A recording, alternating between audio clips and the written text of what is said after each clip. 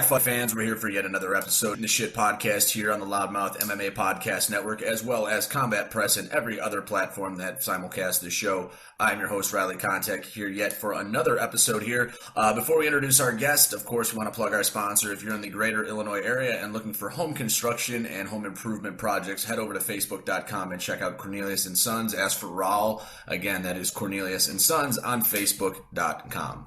All right, today we have another great guest on the show. He will be fighting this weekend at Bellator 255, the first Bellator show of the year. He is a bantamweight. His name is Cee Jay Hamilton. CJ, thank you for joining the show today, my friend. Thank you for having me. No problem, and you're doing me a solid here because I wanted to get somebody fighting on this weekend's card, and not only we'll talk about your fight in a little bit, but not only you're taking it on late notice too, so I'm sure you're even extra busy in the lead up to that fight. So again, thank you for coming on. So the first thing we're going to touch on before we get to you specifically, there's a couple of topics in the combat sports world. I think the biggest one that came out in the previous week is that former UFC women's bantamweight champion Miesha Tate is actually returning to the UFC. It looks like she'll be resuming her career. It doesn't look like it's a one-off thing. It does look like she will be returning full-time. So can you comment on her return, and how do you think she'll do, especially having been out so long, especially having two children? I don't have any kids, so I can't really comment on, with her having two kids. What I can comment on is with her being out for so long, I feel like the game has somewhat evolved since she's left. She was in the era where Amanda Nunes was just now getting into the point where she started demolishing women. And now I think, it's going to be hard for her to get that title back just because Amanda Nunes is just leaps and bounds and levels above all the other women in that division right now. But I mean, it's good to see her come back. You never know what could happen when people make a comeback. Michael Jordan made a comeback. And Mike Tyson also made a comeback too. So, you gotta give her credit where credit's due. She's getting back in there and doing the thing.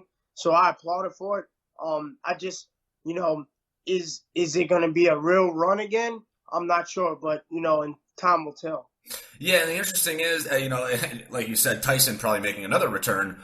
But going past that, Miesha Tate actually has star power quality. This isn't just your run-of-the-mill person. So, there's even more pressure on the fact that she has kind of a big name to live up to because she has had so much success in the sport. Yes. And, everybody's going to still tune in. Even myself, I'll still tune in to watch her. I think I saw the other day, I don't know if it was on Instagram or what, they were asking Dana if Ronda was coming back. And he was like, absolutely not. And I can wholeheartedly agree with him because especially with her, she came in, she was it, and then she got dethroned, and then that person that dethroned her got dethroned. So it's just, like I said, maybe Miesha can do it. Like I said, time will only tell. So yeah, I think Ronda's made her money. I don't think she really needs to do the sport anymore either. Yeah, nah. If I was Ronda, I'd be gone too. So the other big news in combat sports, I consider wrestling a combat sport, obviously. I think a lot of people do, is Spencer Lee winning the NCAA wrestling championship with 2 blown ACLs. So this will be a multi-pronged question. I'll start at the beginning. Why are wrestlers such a different breed than everybody else? You watch this guy winning a high-level tournament with 2 blown-out ACLs, and then you see guys in other sports. I don't want to call out soccer and the NBA, but these guys flop. These guys look like in baseball as well, they get little injuries and they're gone forever. So why are they such a different breed? So as a wrestler myself, I won 2 national championships back in 2007 and 2008, and I watch the NCAAs every year. It's March Madness to me. I could care less. Not to say I have family members that play basketball. I don't disrespect anyone's craft. I could care less about basketball. March for me is NCAA season for wrestling, and I'm a Hawkeye fan. So I've been watching Spencer Lee for a while. What people don't know is that he messed his knee up his senior year of high school. He was going to be the first undefeated 4-time Pennsylvania state champ, and he lost his match to his eventual teammate. So what makes wrestlers very different from everybody else is that they put their mind through the grind. Like, I mean, the wrestling season is very, very long. It's very, very strenuous. Day in, day out, you got to keep your diet good. You got to keep your weight down. You're in charge of your conditioning. And, I mean, it's all on you. So if you want to be successful in that sport, it's all on you. So you have no one to blame. And I think with wrestling, you know, it breeds a lot of coachable guys, because I, for one, I'm very, like, whatever my coach tells me to do, I'm going to do it, point blank, period. And, you know, like, just going through that grind of the season, I mean, it just makes a man out of you. And I believe that that's one of the best combat sports. If you were going to do MMA, it's been a great base for me, just not simply because of jiu-jitsu. It literally is a combat sport. What other combat sport in high school or college can you name? You know what I mean? That is literally just you and an opponent in a circle. Right. You know what I mean? So it makes fighters. It breeds fighters. It's the world's greatest sport. I think it's the discipline that makes wrestlers so gritty. Yeah, and that bled into my next question, which is perfect. But I think the funny thing is that what you describe in terms of the training and the conditioning of a wrestler when they get into that sport, it sounds a lot like the military, in my opinion. Yeah. And I think I agree. I think that's why they're so disciplined and they are so tough and they are so mentally strong. I mean, and don't get me wrong. Obviously, there's wrestlers who are mentally weak. I've seen them, but yeah, it's a minority. Yes, 100%. And I mean, you know, especially at the college level too. So I was an NCAA All-American as well, and I can tell you this, there's levels to it. Like, I mean, not to say that, you know, one school is better than another, but it depends on what's, like, the Big Tens, like that right there. I tell my kids that I coach, I'm like, you know, if you want to wrestle for a Big Ten school, your mindset has to change now. You can't wait till you get to that school. You can't wait till you get into high school. Like, these guys are building themselves as little kids. So, you know, I love it. I love the discipline that it takes to be a wrestler. Not everybody can wrestle. You can try out, but I've seen a lot of guys, especially when I was coming up, like, oh man, I just don't like the singlet. Nah, dude, that has nothing to do with the singlet. Like, that is a tough sport. So. Absolutely. And then the last thing I'll mention on that is it's a collegiate sport where, I mean, when people think of college athletes, everyone thinks of Division I, which is, of course, it's the cream of the crop, obviously, because then they think of, you know, basketball and football, because those are all the guys that get drafted. Because there's so many colleges that don't have wrestling, guys in Division II and lower are still, you know, top level wrestlers, even if they aren't in Division I. Yep, JUCO as well. Yep. You know, I got recruited. I went to Anderson University. That's where I won my my NCAA All-American. I got 5th. And they're Division II. And the day I signed with them, I got a call from Eric Guerrero. He was the assistant coach at the time under John Smith at Oklahoma State. And I was like, wow, like, you know what I mean? But it was already too late. I already signed and whatnot. But yeah, I mean, at Division II, like Kamaru Usman, right. I watched him win a national championship with a broken hand. He had a soft cast on his hand. So it's like, don't like, people look at, and yeah, of course, everybody's like Division I, like you said, but there are some killers in Division II as well. So. Yeah, there's no doubt about that, like I said, because there's so many schools that just don't have wrestling. It bleeds down into the lower divisions. Now, let's talk about you specifically. You got a fight coming up. Now, before we talk about that fight, you know, you've had a little bit of a layoff. You haven't fought since June of 2019. That was in Combate. You won a decision over DJ Fuentes. So, you know, we're looking at we're at a 20-plus month layoff from professional in-ring, you know, cage time and actual fight. How do you think that's going to affect you here? Do you think the layoff was helpful in recuperating your health, or do you think it's going to lead to cage rust? What do you think? I think it was very, very helpful for me because it gave me a chance to really focus on what I needed to. I didn't want to lay off by no means. So, I got married in March 2020, and we came back March March 7th, 2020, I got married. And we went on our honeymoon on March 9th and came back and the world was shut down. Yeah. So COVID hit, and then even when states started opening up, starting to have, events, we were looking for fights, but everybody were making up some excuse. So I was like, man, I'm just sitting here just grinding. So I was like, you know what? I'm going to use this time wisely. I'm going to work on the things that I need to work on. So I really think it's been very helpful. This whole layoff, I've been just training 6 days a week. So, I don't think it'll lead to any ring rust.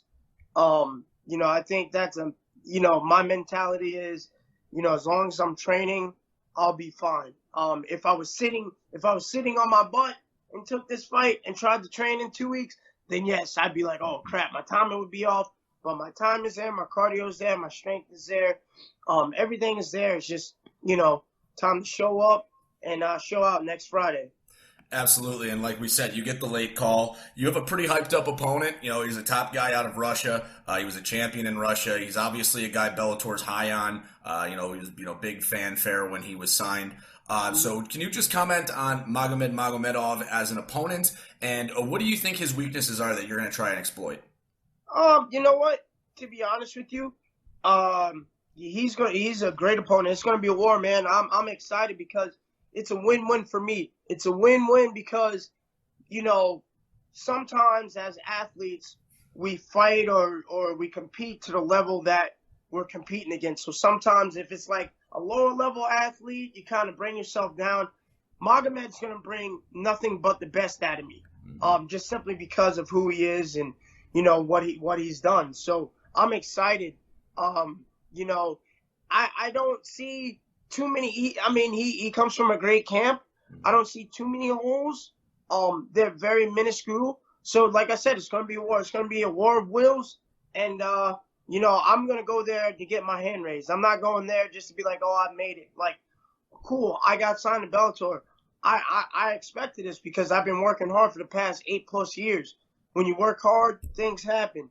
So, I'm not going there just be like, oh, okay, well, I'm going to fold. No. I'm going in there to beat this guy, and I can and I will beat this guy. So, he's a formidable opponent. Probably one of the toughest guys maybe I've ever fought. I fought Casey Kinney as well, and he's a tough kid too, as the UFC sees. So I'm ready. I've been forged in the fire, and I'm ready to go back into it. I love it. Now, the fight with Magomedov, and you may not know this, I don't know if you know the order, but is that going to be a main card or a preliminary card bout? I know. So he was supposed to fight my training partner, Jared Scoggins. Right. And they were going to be the last prelim. Mm-hmm. That's how Tapology had it listed. They were going to be the last prelim before the main card. So I don't know. I'm not completely sure. I really don't. I'd rather just go ahead and get it over with. Let's just. I hate. Oh well, you're like the third on the main card. Like, no, let's fight. Let's get this done, so I can cash my check and let's go home. You know what I'm saying? So. Absolutely. And I mean, this card is absolutely stacked. Like we said, it's Bellator's comeback. It's their return, I guess. Well, it wouldn't be a return, but it's Scott Coker's return to Showtime. You have a lot of fights on here and a lot of good fights. And I think the compliment to the fight that you're having with Magomedov is that it's, clearly a fight that could end up being one of the fight of the nights just based stylistically. Yes. I completely agree. We're not going to go in there and play around, man. Like we're going to go in there and put on a show. I know it. I feel it. And it just I've been the past week, I've been like, all right, just calm down. I don't want to get too amped up. I was doing my heart rate training this morning, and my strength and conditioning coach is like, all right, well, when your heart rate gets about to the 90 margin, we'll go run it back. And I'm just sitting there, and he's like, relax. And this is at 5:30 this morning. Relax. I'm just like, I'm just subconsciously thinking. I'm not you know what I mean? So, right. But I'm excited about it. Yeah, like we said, obviously Scoggins dropping out was a bummer, but I mean, again, guys like me who saw, you step in, we're like, well, this is going to be a great fight regardless. So, good luck to you, obviously, in that. We'll be watching. And again, guys, this will be on Showtime. I believe the prelims will either be on the YouTube or the Bellator app. I'm not sure yet. We'll post that when we post the show. Now let's move away. We'll swivel to the rest of the card. We had talked before. We'll talk about 2 fights specifically on the card. So before we get to that main event, this is a pretty important heavyweight bout. You got Matt Mitrione, former NFL player, former UFC, former The Ultimate Fighter, former Bellator tournament participant. I mean, he's been it all. He's taking on top prospect Tyrell Fortune, who comes from the world of wrestling. I am sure you're familiar with him as well. Man. Tyrell's tough, man. Matt Mitrione, he's a vet. He's seen it, and there's something to say about that. When you're a veteran in the sport, when you've seen so many styles and you've fought so many top guys, it's like almost like an ace in the hole. You're like, look, man, like, even though this guy has all these credentials, I've seen it already. So it's like almost he has nothing to lose. But Tyrell's going there to take his head. I know he's going in there. He's not going to respect anything that Mitrione's doing. So I'm excited for that fight as well. 2 big guys going in there, the throwdown. I think Tyrell can squeak it out if Mitrione goes in there and can be reckless at times. But I think Tyrell can squeak it out. But if Mitrione comes in there game, it could be another fight of the night candidate besides me and Magomedov. Yeah, no doubt. And I think the most interesting aspect of this fight, minus the fact that you have Mitrione's experience versus Fortune's, raw talent, from being such a great wrestler, is the level of athleticism that both of these guys have as heavyweights. Mitrione moves around like a guy 100 pounds lighter than he is. Yes. And obviously Fortune's a world-class athlete as well. Yes. So, I mean, that's the most interesting thing. And obviously Mitrione's known for his hands. So, Fortune's going to have to get inside those paws before he tries to send him for a ride. Exactly. And Fortune has good kicks too. So, Fortune could keep him at range with his kicks and feints and kind of get, Mitrione in a striking battle.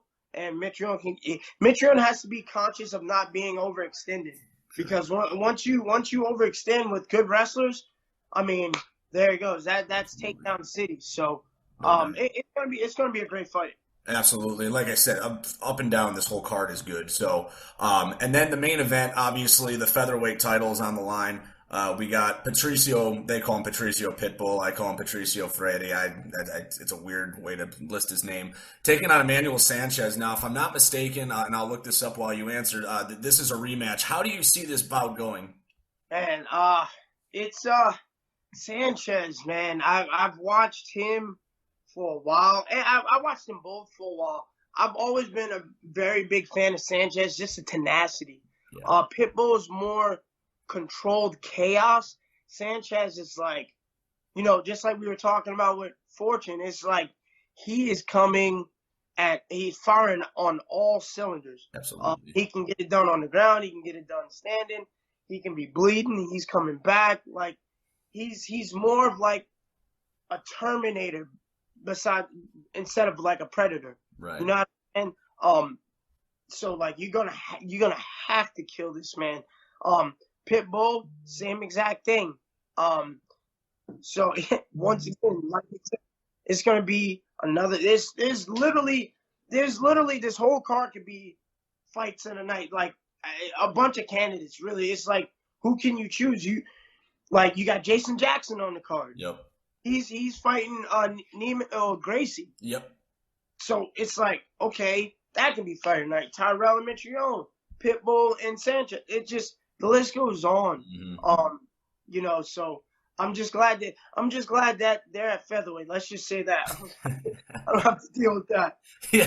No problem. Let them have it. Yeah, absolutely. Especially how dangerous Patricio has gotten, and in recent years. I mean, he was good, but man, he is something else now. And I agree with your breakdown on Sanchez. I mean, talk about a guy who doesn't nearly get enough his credit as he should. I mean, he Yes. went to decision with Pitbull last time, Yep. and since then and before then was just destroying everybody in impressive fashion. In that span of like last 5 or 6 fights, he has 2 triangle chokes, so he's Yep. dangerous everywhere. That man Sanchez. I mean, it's pretty much like you line him up for him, he's gonna knock him down. So, and with a guy like that, that is scary. And with Pitbull, he's like the same way. You line him up, I'll knock him down. So it, I can't wait to be a part of this card. I can't wait to fight on this card. And I'm excited. Yeah, Bellator 255 is gonna be insane. Yeah, absolutely. It's definitely one I think everyone should tune in for. If you have Showtime, definitely watch it. Again, up and down the card, outstanding. So, CeeJay, we want to thank you so much for coming on the show. This is the time where I will give you the floor. If you want to shout anybody out or give your thanks, please, the floor is yours. All right. Well, first off, I want to thank my school, my gym, Contemporary Martial Arts, my coaches, Chuck Cawthon, Carolina Cawthon, Jim Robinson, my jiu-jitsu coach, Jimmy Fowler, Revolution Martial Arts. I'd like to thank my sponsors, the Fight Doctors, Chris Chittum, Ari Kramer. I would like to thank my manager, Oren Hodak, KO Reps, one of the best managers in the game. Thanking all my training partners, my family, my friends. I want to thank my wife for sticking with me through this whole process. She knows how big of a roller coaster ride this has been, and I hate roller coasters, so you can imagine how I've been feeling the past couple weeks. But, you guys tune in next Friday. It's going to be a hell of a card. Excellent. And I will plug myself real quick, guys. Every week this show on Loudmouth MMA Podcast Network, Combat Press. You can catch it on my Facebook, Twitter, everywhere else, Apple Play, everything it's caught. Head to MMA Intel. We have new scouting reports every week, new rankings, updates, everything you want to see. And that's pretty much it, because you guys have seen the show enough to know where all my shit is. So, CeeJay, thank you so much again for coming on the show. Really, really interesting stuff today. So for CeeJay Hamilton, I'm Riley Kontek saying continue watching the fights, continue watching the show, and go fuck yourselves.